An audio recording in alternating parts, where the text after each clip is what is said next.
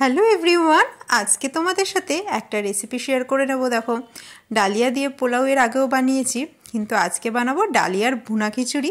ভাবলাম তোমাদের সাথে রেসিপিটা শেয়ার করি। তো প্রথমেই সাদা তেলে 1 চামচ ঘি দিলাম, তারপর একটু আস্ত গরম মশলা, আর তার মধ্যে দেখো একদম সরু সরু করে কেটে রাখা তোমার আলু, গাজর, ক্যাপসিকাম এই সব কিছু দিয়ে দিচ্ছি। আর বিনসও কেটেছি বেশ অনেকটা। তো আমি এটা মানে দুজনের পরিমাণে বা 2 বেলা তোমরা করে খেতে পারো লাঞ্চে ডিনারে, সেই মতো রান্না করছি। তো এটাকে একটু নুন, হলুদের গুঁড়ো, লঙ্কার গুঁড়ো এইসব দিয়ে চাপা দেবো আর কি। তো এইটা এরকমভাবে এটা নিরামিষের দিনে যেদিনকে তোমরা ভাত খেতে না চাও সেদিনকেও বানিয়ে খেতে পারো। এছাড়া তুমি ডায়েটের রেসিপি হিসাবেও কিন্তু এটা খেতে পারো। অনেক সবজি, ডালিয়া আর ডাল দিয়ে দুপুরে লাঞ্চে খেতে পারো। তো এমনি নর্মালি তো আমরা খিচুড়ি করি, একটু ঝোলা ঝোলা ডালিয়ার খিচুড়ি, সেখানে সবজিগুলো একটু বড় বড় করেই দেওয়া হয়। আজকে যেহেতু একটু ভুনি খিচুড়ি মানে পোলাও মতন হবে। আর দেখো এদিকে আমি বসাচ্ছি এটা ডালিয়াটা, আর এখানে বাইরে কি সুন্দর বৃষ্টি হচ্ছে, তাই না?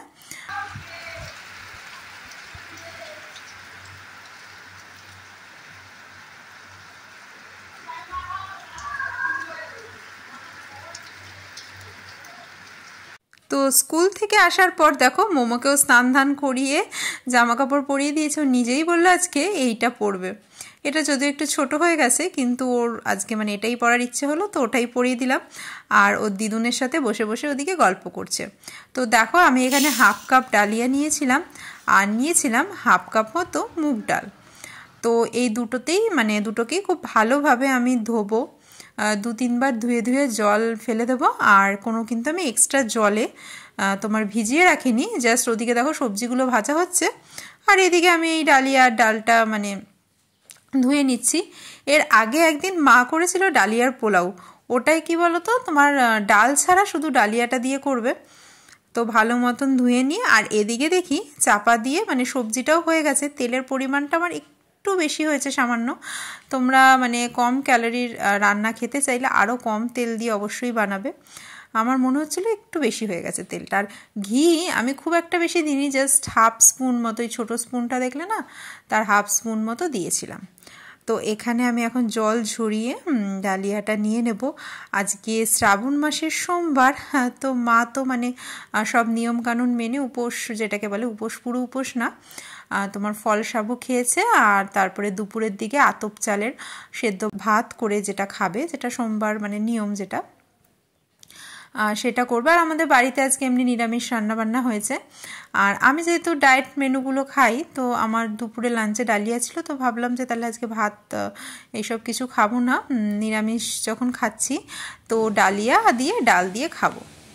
তো যেহেতু ডাল আছে ওই জন্য আমি 2 কাপ মতো জল দিলাম। ভেবেছিলাম যদি শুধু ডালিয়া দিয়ে করতাম তাহলে কিন্তু 1 কাপে 1.5 কাপ জল দিতাম, কিন্তু ডালটা তো সেদ্ধ হতে একটু টাইম লাগে যেহেতু, তো আমি তাই জন্য 2 কাপ মানে 1 কাপ ডালিয়া আর ডাল দিয়ে 1 কাপ হয়েছিল, তো আমি সেই পরিমাণ মতো 2 কাপ জল দিয়ে দিলাম। দিয়ে এখন জলটা হালকা ফুটে উঠবে, এই সময় নুনটা টেস্ট করে নেবে, তাহলে কিন্তু নুনটা মানে একদম পারফেক্ট হবে। তো দেখো জলটা ফুটে উঠেছে, আমি এখন এটা কমিয়ে চাপা দিয়ে রাখবো। আর একটা কাঁচা লঙ্কা আমি চিড়ে এর মধ্যে দিয়ে দিয়েছি। তো ডালিয়াটা মোটামুটি 10 মিনিটের মধ্যে হয়ে গেছিলো।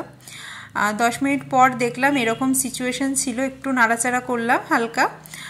তো অল্প সামান্য আমি এর মধ্যে চিনি দেব, দিয়ে গ্যাসের ফ্লেমটা অফ করে এটা কিন্তু আমি চাপা দিয়ে আবার 5 মিনিট মতো রেখে দেব। ততক্ষণে চলো এর সাথে খাওয়ার জন্য একটা শসা কেটে নিয়ে একটু স্যালাড নেব। তো চলো প্লেটিংটা তোমাদের দেখাই। আর ঠান্ডা হলে কিন্তু এটা আরও ঝরঝরে হবে। এখন একটু এরকম লাগছে, আর যেহেতু ডাল দিয়েছি ওই জন্য একটু মাখো মাখো। আর ডাল যদি না দাও তখন কিন্তু আরও ঝরঝরে হয় এটা। আর যদি বেশি করে ঘি দাও তাহলে তো একদমই ঝরঝরে হবে, আমি যেহেতু ঘি সেরকম দিইনি। তো দেখো তা আমার প্লেটে আমি নিয়ে নিয়েছি এই সাইডে একটু কুমড়ো ভাজা, টক দই আর শসা। তো আজকে আমার দুপুরের লাঞ্চ মেনুতে এটাই ছিল। আজকে সোমবারগুলো আমি মানে শ্রাবণ মাসে নিরামিষ মানার চেষ্টা করছি, তাই আমি ডাল নিলাম, মাছ টাছ কিছু যেহেতু খাবো না, তো এটা হাফ হাফ করে এখন হাফ খাবো আর হাফ রেখে দেবো। তো এই দেখো আমি একটা স্টিলের এই খোপ দেওয়া থালা, এগুলোতে খেতে বেশ ভালোই লাগে তাই না, সব কিছু সাজিয়ে নিয়ে এখন বসে পড়বো খেতে। তো ডালিয়ার এই রেসিপিটা যারা এখনো পর্যন্ত ট্রাই করোনি অবশ্যই কিন্তু বাড়িতে একবার ট্রাই করে আমাকে জানিও কেমন হলো খেতে। তো চলো আজকের ভিডিওটা এখানেই শেষ করছি। এই দেখো ঠান্ডা হওয়ার পর কিন্তু অনেকটাই ঝরঝরে হয়ে গেছে। তো তোমরা অবশ্যই যদি পছন্দ হয় ভিডিওটা লাইক করে দিও আর তোমার বন্ধুদের মধ্যে শেয়ার করে দিও, তাহলে সবাই জানতে পেরে যাবে আর করে খেয়ে কেমন হয়েছে সেটাও কিন্তু জানিও। তো চলো টাটা।